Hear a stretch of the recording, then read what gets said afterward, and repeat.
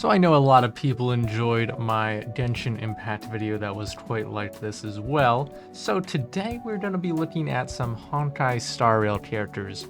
After all, it's the same company, just two different games. So we have some interesting names here that I wanted to dive into. So let's practice some kanji and take a look at some of these characters with particularly interesting Japanese names, or at least versions of their name in Japanese. So first we have Silverwolf, or her Japanese name, Ginro.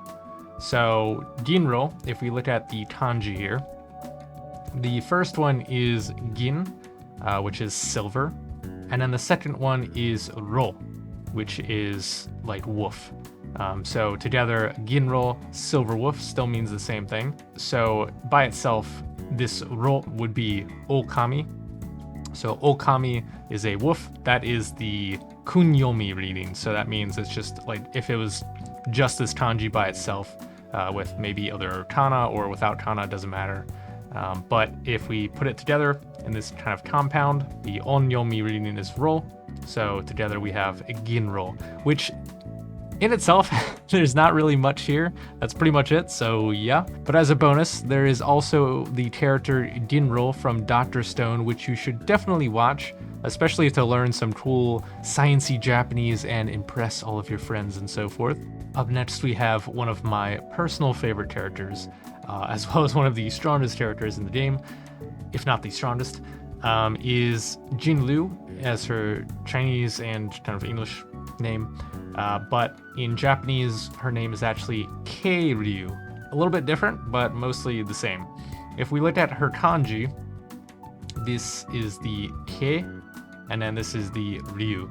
So the first kanji here, if you take just the kunyomi, so just by itself, that reading is Kagami. So this is a mirror. And then the second kanji here is Ryu. So this typically means kind of like a stream, current, or something that's like flowing. It can also kind of mean as a suffix like a sort of style or method of doing something. So there's kind of two ways you can kind of interpret this, in my opinion. The first way is that if you take her name for, Mirr, as well as Ryu being a suffix, you could say it means like Mirr style. Which would translate to her sword fighting technique, where she kind of makes a thin mirror like ice pocket in a rippling current, like she does in her attacks. However, you could also interpret it to be mirror and current or stream, with the abstract and deeper meaning of seeing a reflection in a river, for example, which would give us that imagery of like a moon reflected against the water in the night sky, or something to that effect. Anyway, overall, 10 out of 10 character and a very cool name to go with it. And then next we have another very interesting character, and one of, again, my personal favorites. We have Hanya in her Chinese and English name, but in Japanese it's actually a little bit different. It's Kana.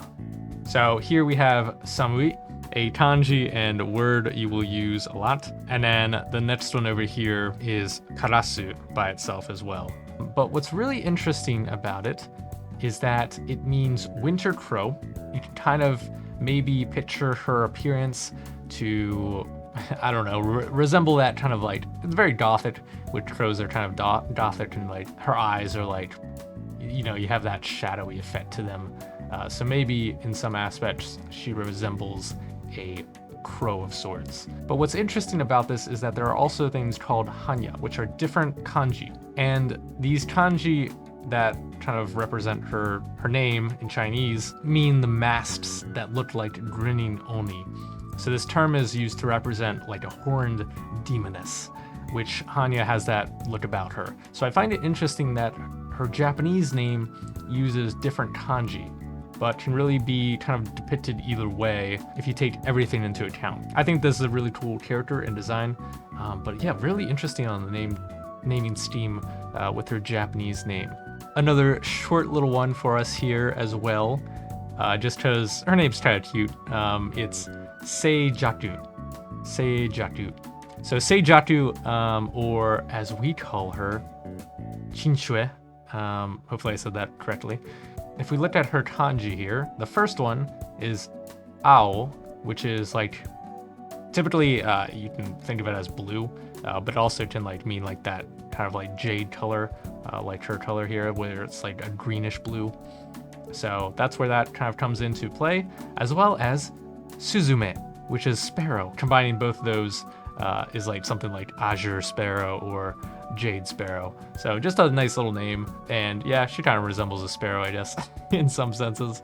Locha is a character that has kind of an interesting backstory, but what's really cool is that if you look at his kanji, the kanji that represent his name, and we looked at the meaning, so in Japanese it's Rasetsu, that's his Japanese name. So Rasetsu. It's a little bit different. So this is the same kanji kind of for Locha, or maybe it's a little different in Chinese, but both versions of his name mean the same thing, which is the Rakshasa, which are well known in Hinduism and Buddhism scriptures. So Rasetsu are malevolent beings with supernatural powers, often depicted as man-eating demons. I want to say more on how this connects with the story, but I still don't really fully understand it, to be honest. However, after doing his side story, he is definitely very mysterious and maybe even stereotyped as a villain, when in reality he's actually quite a nice guy. So maybe that has some kind of connection with why he's named the way he is, because many people, I guess, think he's like a villain, or he has some kind of like weird dark mystery to him. So maybe he's like a demon disguised as a human, like the Rasetsu are. But in reality, he seems like a really just nice dude who helps people out, which you can see in his side story. In any case, if you do know some juicy details about Locha, then please let me know. I'd love to dive deeper into that. But yeah, I think his name is just awesome, like man-eating demon. That's so cool. So now I have like a greater appreciation for Rasetsu, and his kind of overall story is very intriguing to me. Anyway, those are some interesting names that I wanted to highlight to give you all a deeper appreciation for certain characters. Oh, but if you were wondering, let me go down here to March 7th, as we call her in English. And if we look at her name, you can see it's the same.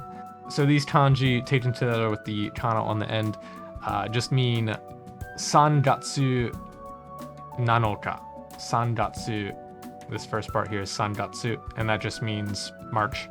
And then Nanoka, if you attach that on the end of saying like a month, then it's just March 7th. So how we say it in English as well. So yeah, pretty simple name, but I thought I'd just point that out in case you're wondering how to say like the days of certain months in that format. So that's how you would do it.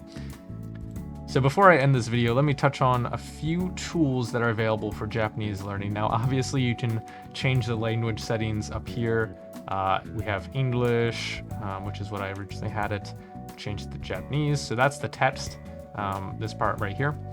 But you can also change the language. So here's English, and then of course we have it set on Japanese. You do have to download. It's a nice feature to have, and you can switch, English with Japanese language, English text with Japanese voiceover, or the opposite, or both, which is what I like to do.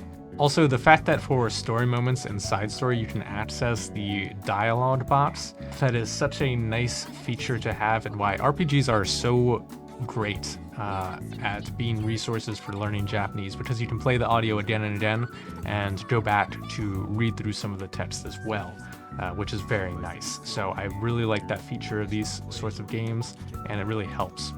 Again, some of the text backgrounds are a little bit difficult to read because of some stylistic choices from them, so it can be a little bit harder than your normal like JRPG if you're practicing with like something like game to text.